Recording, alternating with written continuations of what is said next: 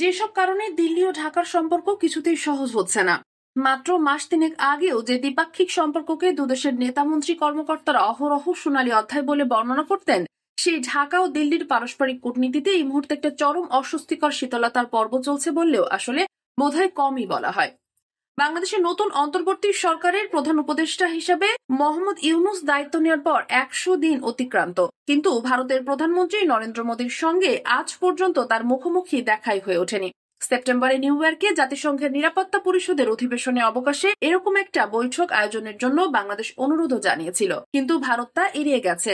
দুদেশের দুই বর্তমান নেতার মধ্যে এর মাঝে মাত্র একবারই টেলিফোনে কথা হয়েছে, কিন্তু ভারতের ভাষ্য অনুযায়ী সেখানেও প্রাধান্য পেয়েছে বাংলাদেশের হিন্দুদের উপর নির্যাতনের প্রসঙ্গ। সুতরাং সেই টেলিফোন আলাপেও ভারতের দিক থেকে স্পষ্টতই ছিল নালিশ বা অনুযোগের সুর।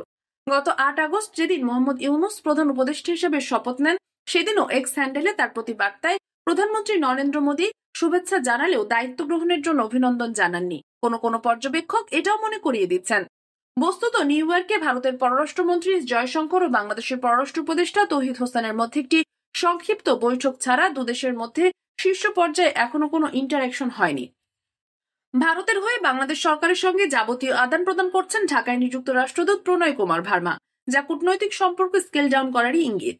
ভারতের বিভিন্ন রাষ্ট্রায়ত্ত বেসরকারি সংস্থা বাংলাদেশে যে অবকাঠামো প্রকল্পে কাজ করেছিল তারও অনেকগুলো কাজ জুলাই আগস্ট থেকে থমকে গেছে, আজ পর্যন্ত তা শুরু করা যায়নি।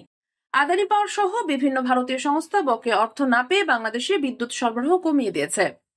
গত ১০০ দিনের ভেতর ভারতের পররাষ্ট্র মন্ত্রণালয় বাংলাদেশে বন্যার পানি ছাড়ার অভিযোগ বা দুর্গাপূজার মণ্ডপে হামলা নিয়ে একাধিক প্রকাশ্যে বিবৃতি জারি করতেও দ্বিধা করেননি, যাতে বাংলাদেশ সরকারের সমালোচনা ছিল স্পষ্ট।